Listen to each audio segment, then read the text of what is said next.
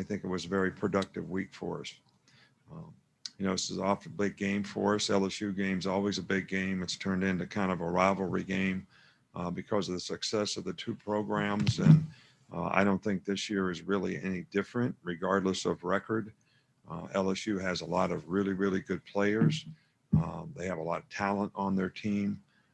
And, these guys are very capable of being one of the best teams in the country because of the talent that they have. And I think our players really need to respect that and make sure that we go into this game paying great attention to detail in terms of playing with more discipline and being able to execute the way we need to execute to play against these kinds of football players. LSU has really good players on offense. I mean, they got some really good receivers, two really good running backs. I know they had a lot of changes in the offensive line, but those guys have improved and are playing extremely well. Their tight end, Eric Gilbert, is probably as fine a young tight end as we've seen for a long, long time. Terrence Marshall is a mismatch issue at wide receiver. The quarterback is questionable and has been hurt, which I think has hurt them, playing a less experienced guy, but very talented guy. So we're going to see talented players regardless, and we're going to have to play extremely well. Defensively, I know that, they've scored a lot of points on offense. And defensively, they've got some really, really talented players, very talented guys in secondary, very athletic up front, create a lot of negative plays. So they're always good on special teams. So I have a tremendous amount of respect for, this team, the players on their team, and what they're capable of.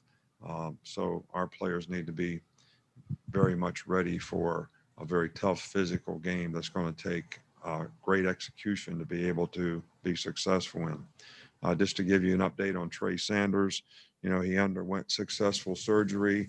Our doctors and medical staff, we've got him at UAB, have been on top of this. We expect him to have a full recovery, but I do think that he is probably out indefinitely. There's no real timetable, but he's going to be okay, but pretty serious stuff. Okay, Coach, we'll start with Michael Casagrande with AL.com. Yeah, Nick, just going back 2 years ago to LSU when Mac Jones came into the game for one play when Tua went down. What do you remember about that moment? How did he handle it? And what did it say about him and his ability to step into moments that are pretty big? Well, I don't really remember that much about it, to be honest with you. We're kind of looking forward, not looking backwards. But Mac has done a good job. He's developed. He's got a lot of experience. He's certainly not the same guy now as he was then. So, this is an athletic a team as we've played against all year, especially with what they can do in the back end and the secondary. So this is going to be a real challenge for Mac and our receivers and our upfront people to be able to execute the way we need to. John Zener with the AP. Coach, I know that number one ranking doesn't mean anything in November, but can it be a test of maturity and focus for your players?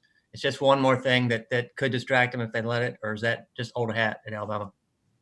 Well, I do think that you made a great statement there. It means nothing at all right now. And I think especially in this year, because it's very, very difficult, even at this point in the season, to know who has really established them as the most dangerous teams in the country on a consistent basis. We have conferences that have played 1 game, conferences that have played 3 games, conferences that have played more games than we've played.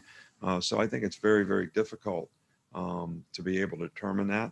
So I think it's even more meaningless this year than ever before.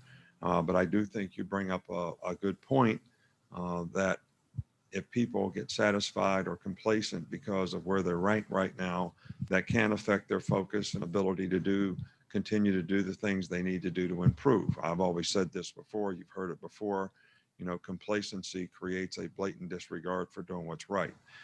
So that's something that our players are going to have to show maturity and understanding that it's not where you are right now, it's where you finish that counts. And if you're going to finish the right way, you need to continue to try to improve and do the things that we need to do to execute even more consistently on a week-to-week basis. Okay, we'll go with Brett Hudson. What measures do you use to evaluate run defense, and in what ways do you think you've progressed in that regard from last year to this year? Well, I don't know that we have progressed that much from last year to this year. I think we progressed a lot throughout this year, which is what I'm focused on. And we don't really make a lot of comparisons to, okay, what were we doing last year? What were we doing this year? I mean, we're trying to take the players that we have right now and do what we need to do to get them to be able to play their best so that we can stop the run and we can read, run, pass, and, pressure the quarterback when we need to and convert pass rush. So, and I think we've made progress so far this year. And we want to continue to try to make progress. And they've got some really talented backs, and they've been able to run the ball and create balance on offense. So it's going to be important for us to be able to stop the run so that we can create some positive down and distance situations for ourselves. We'll go to Charlie Potter. Hey, Coach. Last week you mentioned Dylan Moses' leadership and how that's kind of coming along. Just his play on the field, how have you seen that improve over the course of the season? I think Dylan has played better and better as the season has gone along. I think, he probably had to get his sea legs back under him early in the season after missing one entire year of football. But I think he's much more confident now. I think he feels, better about the role that he's in terms of assuming command and leadership and making calls and trying to help other players play better. So I'm very pleased with the way he's progressed throughout the year. We'll go to Aaron Suttles. Nick, I wonder what kind of progress you've seen from Jace McClellan and Roydell Williams from when they arrived on campus, and have they progressed to the point where they can play winning football and contribute this season? We think so. So we've been encouraged by both of those guys. They haven't gotten a lot of opportunity, so far, but we certainly feel like they can contribute, and they're very capable. And now they're going to get a little more opportunity as running backs and in some situations on special teams. Go with Chris Walsh. How has Patrick Surtain handled being sort of that veteran leader of the secondary this season? Well, I think Pat's done a great job. He leads by example. He always, practices the way you're supposed to practice, takes coaching the way you're supposed to take coaching. I think he respects the critical eye. He wants to be a good player. So he wants you to tell him how he could do things better. And he's very committed to being a good player. And I think he's not really a vocal guy a lot. But in a quiet way, he impacts everybody in a very, very positive way because of the example that he sets. And he is somebody that I wish every guy on our team would try to emulate in terms of the character that he has as a person and the competitive character he demonstrates every day in preparing for a game as well as how he plays in a game. We'll go to Alex Scarborough with ESPN. Hi, Nick. I don't know if you've had the time to sit down and watch Tua play at all this year, but I'm just wondering what your early thoughts are on the early start to his career with the Dolphins. Well, I really haven't had a chance to watch him, so it's not fair for me to comment. I can only tell you we're rooting for him, and there's no one in the world that I would rather see have success because of the adversity that he had to overcome to come back from an injury, and the great character that he showed here as a player and a competitor and a person, and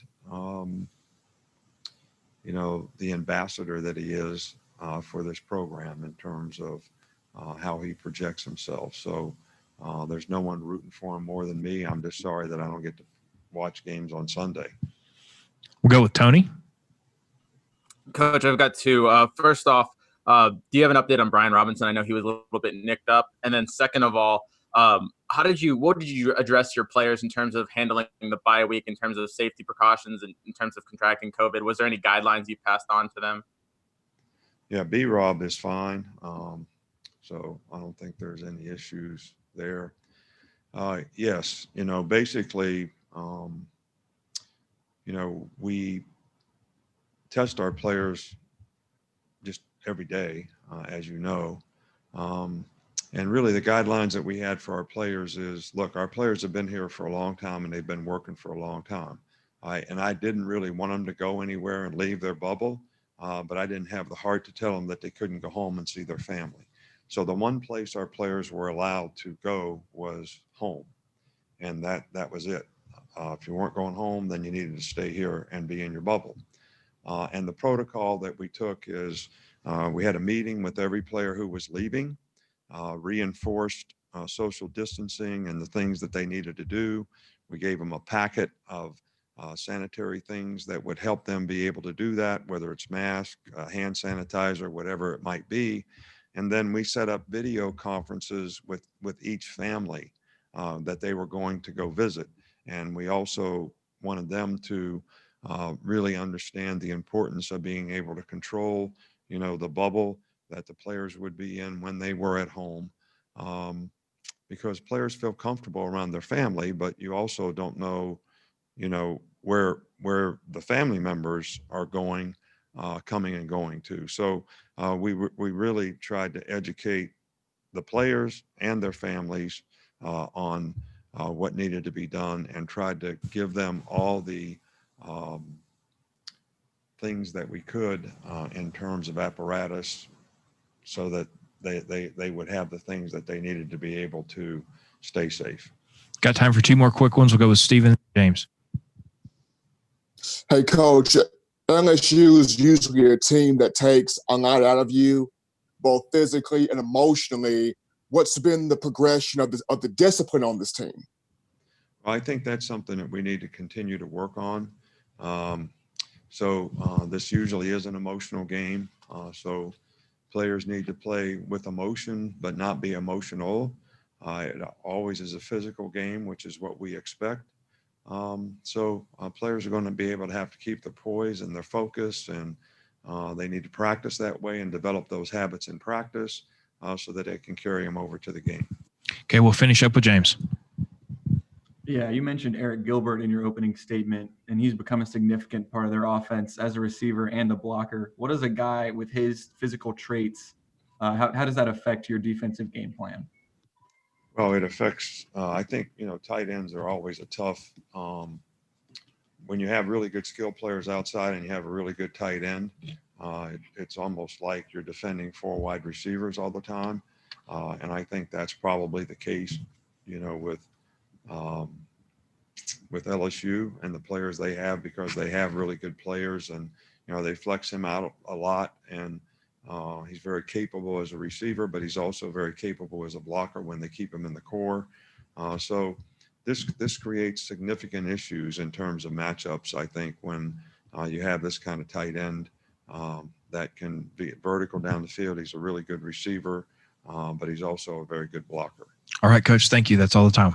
Thank you.